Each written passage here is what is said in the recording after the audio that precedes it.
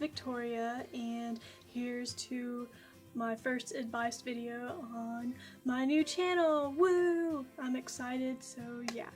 And I thought the best way to start this off would be to give y'all tips on how to survive school, because I know whenever I went to public school, it really wasn't all that fun. I mean, public school is just one of those places that not a lot of people enjoy going to, and that's normal, so yeah. But I thought I would give you my tips and tricks on how to just to not exactly have it stress-free, but to just give you to give you some tips to get that stress off of yourself. So let's start off with my first tip, and this is something that everyone goes through and something that a lot of people struggle with, which is procrastination. Honestly, I was never that person to really procrastinate on certain things. I mean, sometimes I will, but most of the time I'm one of those people that are like, get it over with, get it done kind of people, so yeah. So one of my first tips for procrastination is to get your stuff done and over with. I mean, that might sound really bad, but for me, what I would do was, as soon as I got home, which would be at like 4 o'clock, as soon as I got home, I would immediately do my homework. And the reason why I did that was because as it takes you about probably 30 minutes to an hour to do all your homework for that day. So let's say you're gonna do your homework and then you're gonna be done at like 5:30, and then you'll have all that time for the rest of the night to do whatever you want. I mean, and then you can have time to study, or you can have time to hang out with your friends, or you can have time to just hang out with your family in general. Or that's what I would always do, because I don't know, I was never that person to just want to wait last minute. I'm not that person to do that. So yeah, the best thing to do for me, or to me personally, was to just get home. My second tip on procrastination is to find a comfortable spot, because you cannot do your work if you're uncomfortable. I mean, go home, get on your pajamas, and then get in your bed, find a place that's comfortable, so then you can do your stuff better, because you've just been at school for like 6-7 hours and you're probably exhausted, and the last thing you want to think about is homework. So get in comfortable clothes, find a comfortable spot, like in your bed, on a comfortable chair, anywhere, and just do your schoolwork. Because then once you're done with your schoolwork, you can do whatever you want. You can go to sleep if you want, I don't care. The third tip I have for procrastination is listen to some music. Listen to some music while you're doing your schoolwork, or just doing a project, or doing your homework or whatever, because that really helps soothe you, calm you. Music is just one of those things that really helps your emotions. I know that for me personally, I know a lot of people say that distracts you, but for me, music never really distracted me. It clears my mind, it makes me go into a place, my little zone place, or my quiet place where I'm just, at peace, So try listening to some music and do your schoolwork, and then just get it done and over with. So those are my tips on procrastination. Okay, so the second thing that a lot of teenagers experience is cliques. And I did too, don't worry. Cliques are one of those things that are just really hard to get into. Like, cliques are one of those things where you want to be popular, but sometimes you just don't want to act like those certain people. You want to be with this crowd, but they're just not doing things that you like. Here are my tips for cliques. So for me, whenever I was in public school, I was never that girl to want to be in cliques, because I don't like being like everyone else. I like being original, I like being my own person, and if people don't like who I am, that's just on them, because I really don't care. That's just how I am. But I know that a lot of people do care what people think about them. So I say just be yourself, because you will never be happy in your school experience if you don't be yourself. Because if you be yourself, you're gonna find people that like you for who you are, and then those are gonna be your true friends, not the friends that want you to be something that they are, because that's not a true friendship in my eyes. A true friend is going to be there and love you for your personality, your flaws, your everything, your insecurities and all. They're going to love you for all of those things. And see, whenever I was in public school, I only had probably 1 or 2 friends that were really there for me, and honestly probably even just 1. So I found Abigail, which she was in a couple videos on my other channel if you want to check her out, but she was like the only true friend I had in public school, because I'm that Christian freak that no one wants to hang around because they think I'm going to convict them of all sorts of things, and I was just different than a lot of people, and I guess people weren't really mean to me, but they didn't really hang around me either, so that's just how it was for me in public school. So I say just be yourself, and then your true friends will come. Having 1,000,002 friends will not make you happy. I mean, sure, it's cool to have that many friends, sure, it'd be fun, but that's not what's gonna make you happy in the end.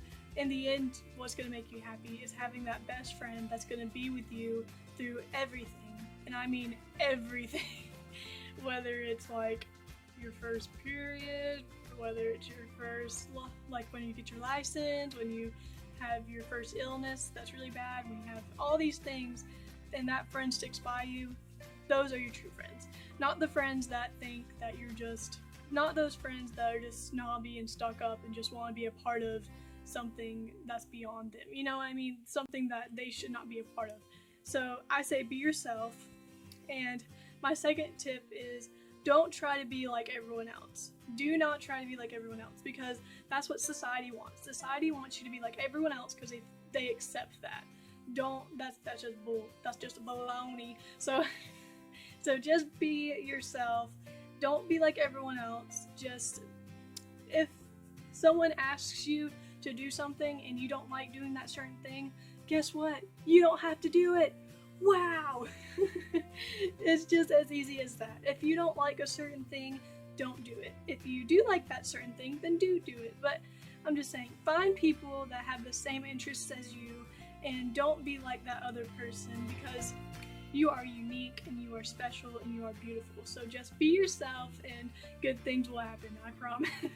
So my third thing that a lot of teenagers probably struggle with is like studying, and like studying for tests and getting prepared for those things, because I know that I wasn't that person to really study, or I did study, but it wasn't, I don't know, it was harder for me to study because I always felt like, oh, even when I study, I just can't seem to get it, because I don't get like 100, or I don't even get an A, I get a B, and then I just get all mad at myself because I'm like, I knew that, but you know, because it's like you study and then you still fail. That's what I felt like. So here's some study tips that I developed or found out over time going to public school. So I say make or find a study group, because those people will help. Like finding people that actually know what they're talking about, and you actually, like, you know, actually hearing what they have developed and learned from that certain thing, it helps. Like, especially if you have a friend, because that friend already knows you anyway and knows how you think, so they can help you think better. Maybe I should say that. They know how you think, so they'll help you remember. If that makes any sense. I know I'm going everywhere, but so I just say make or find a study group, because actually having people help you helps a lot. Like for me, I would always ask my parents, but they haven't been in school for like 20 years, so all that was kind of behind them, if that makes any sense. Actually finding people that are like your age and are already going through it and already learning stuff like that, and their minds are still going and gearing, you know, like the gears are turning in there.